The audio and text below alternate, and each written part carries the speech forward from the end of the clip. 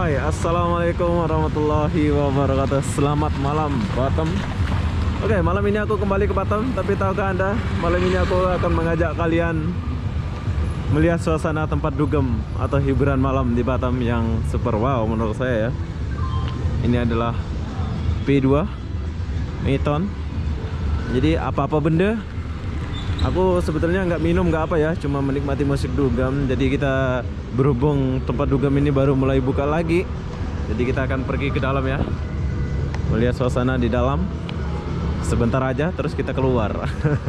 Mungkin ada yang kangen nih, bagi kalian yang suka dugem. Batam sudah normal ya, normal, senormal-normalnya.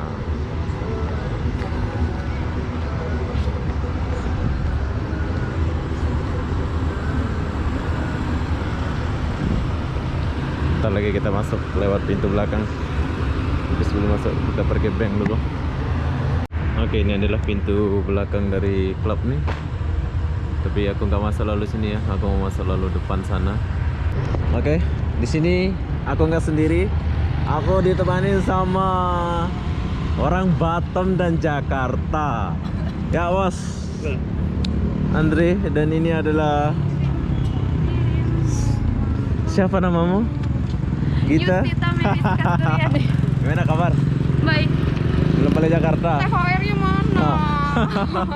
Ayo kita masuk ayo.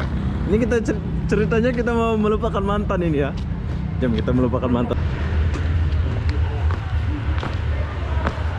Mana nih? Sini.